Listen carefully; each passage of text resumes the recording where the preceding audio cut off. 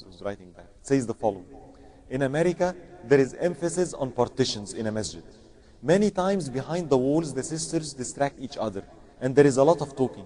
When you have conferences and your teacher is on a board teaching as an instructor, it's easy, but that partition prohibits the participation.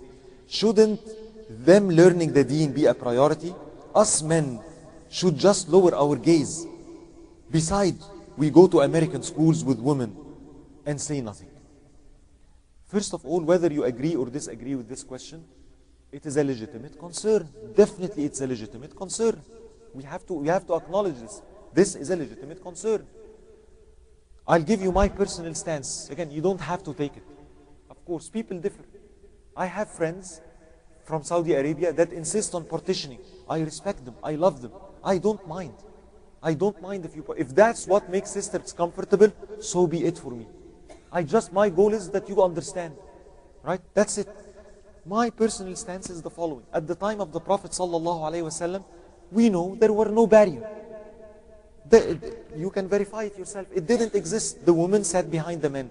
So why should we have a barrier? I can tell you why. There is legitimate reasons. Why? Privacy.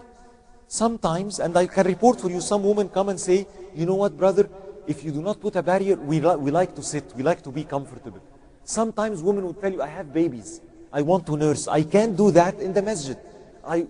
The main reason, the main intent, Sharia has intent behind the barrier is not that woman is a fitna, women should be out of our community. No, it's privacy. We want to give them privacy. We want to be able to concentrate. See, there is a purpose. Right? This, I'm saying why people do that. Why they put a barrier. They put a barrier with the head of what? I'm doing you a service. Do you get what I'm saying? At the time of the Prophet ﷺ, it did not exist. Now in the United States, what is the best course of action? My limited view, my limited understanding is this is an issue that is open to ijtihad. If I see a masjid with no barrier, as long as the sisters behind it maintain proper etiquettes, proper dress, alhamdulillah, good. If I see a masjid that say, you know what, I want to put that, I ask, are the sisters happy with it? Are you teaching them with it? Are they on the same stage with the men with it? Then khalas, alhamdulillah. My recommendation personally is the following. This is the personal recommendation. In the United States, let's say I want to put a barrier. Please do it in the following way. I saw many messages. In Mission Viejo, we have a different idea. We have a curtain that moves. So for example, sometimes we put the curtain to half the room. Women that needs to be having privacy, that support that opinion, go to that side. Other women, there is a lecture and everybody is engaged and they want to listen, go to the other side. You can move it on and off. That's another idea that I like, and I recommend it if you want to do that, is what? This barrier, and I love that, they had a barrier which is glass, with tinted glass. You see one way, not the other way. And they had a curtain inside. So if the women, it's up to them. They decide we need private time. We have a party on our own, legitimate party. We're eating, I don't want men to watch me eat. That's what they decide. It's their right. So they close the curtain. We have women with children and they want to nurse. They close the curtain. So be it. It's time for the lecture. They open the curtain and they're there, they see the speaker. Can I recommend something also for you personally? In America, we have to think differently. Don't make just one room for the sisters. Why am I saying this?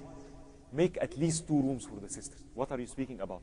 There are sisters that need to come to the masjid, but they have babies, they have children. 2 years old, 3 years old. When it's one room, couple of, 2, 3 sisters will come, 6, 7 children, what happens?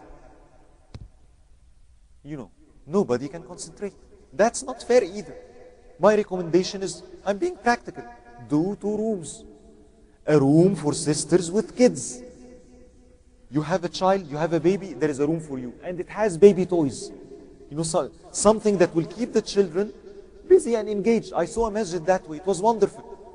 They would come and the sisters would go there. One sister will be watching the kids. They're still listening to the lecture, yet their children are around and they're in that room. The other room, sisters with no children. So they can concentrate and listen. That way it is fair. I don't know if I'm reaching it. One more important thing, we should not be fighting over such kind of an issues. Please. That is the most important thing. Do not lose people, do not lose your fellow Muslims because of a different opinion. Both are valid, both are okay. As long as you meet certain conditions, please have acceptance. One masjid is that way, another masjid is another way. So be it, good. As long as we have the other things covered, we have bigger problems in the United States. Remember the example I gave you about the lion in the room, mosquitoes and the lion? We cannot afford to fight each other over such kind of an issues where people outside are spending millions of dollars, the Islamophobes. You have no idea what they're doing. You know they have this DVD, what was the name of the movie, Rubin, that they distributed? Remember?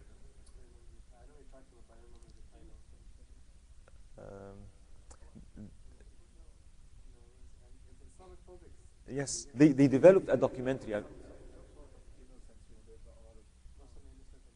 No, it was something else. I forgot the name. Maybe it's for a reason. Maybe I should not say the name so you not look it up. Maybe, right? They developed this. It's very serious. They develop a DVD. They interview people, or those were Muslims that converted to Christianity, and they tell you about Islam and how dangerous it is. And they started spending millions of dollars. They distributed that in every single campus. They spread that with all newspapers, millions of copies. Very serious. Our existence as Muslims in the United States is under threat. Muslims, how many Muslims are leaving the religion? All together. You guys know, you're in da'wah. You go and see. Muslims, their children, I'm not going to tell you they don't come to the mosque. They don't believe in La ilaha illallah anymore. Serious problems we have. We need to work together, seriously. Big issues. We need to figure those issues out. I discussed Salah ad-Din, remember? Remember when the Crusaders came and what they did? You know at that time what the Muslim scholars were doing at that time?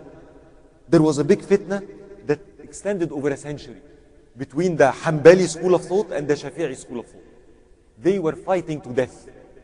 And scholars, they're fighting over legitimate things, aqeedah things. You know what they were fighting about?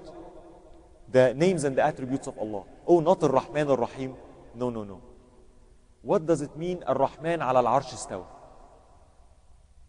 When Allah subhanahu wa ta'ala speaks, Yadullahi fawqa aydihim. Allah's hand is on their hand. Does Allah have a hand? What do you believe regarding that?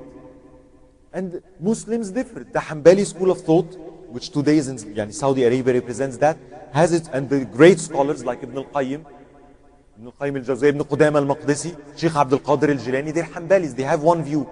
The Shafi'i had other views. They say, no, it's a figure of speech, it doesn't mean that.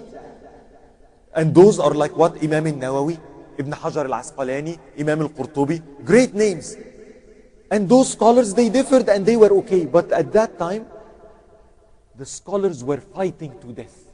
Masajid were being burned. The Crusaders took Jerusalem. The Muslims are dying and they're busy fighting on that. That is what led Imam al-Ghazali to his revival.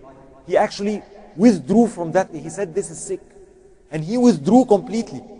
And in his Ihya al-Ulum al-Din, you find one big section about that. Al-Ulama. He diagnosed the disease of the Ummah as the disease of the doctors. He said the Ummah is sick. And the worst thing is if you're sick and you do not have a doctor. Or if you're sick and your doctor is sick. And he recognized the only way for a cure is to get a new generation of doctors. Today, I see the same thing. The same, what I told you, the Hanbalis, and it still exists till today. I saw Masajid, should not say the group, there are certain groups nowadays. And the way they teach people even, the first thing you have to learn. Asma'illahi wa sifatuhu. And I wish it was Ar-Rahman, Ar-Rahim, Al-Malik, Al-Qudus. No. The first thing, Allah's hands. Allah and the people that differ with us. And they're a mubtadi'ah, and they're this, and they have a aqeedah problem. You are in the United States. People have no idea about what you're speaking about. What is this? Imam al-Ghazali wrote a book called Iljam al-Awam an ilm al-Kalam. Restraining the public from talking about such kind of matters. We have to prioritize. I can hold to my opinion, by the way. I have friends that, my dear friends, that say niqab is a fard. You know niqab? Sisters, they say it is a fard. Guess what? It's a legitimate opinion. They have a legitimate opinion, and I accept their opinion. Do I follow it? No. I happen to hold the other opinion, that niqab is not a fard. Do I fight them? No.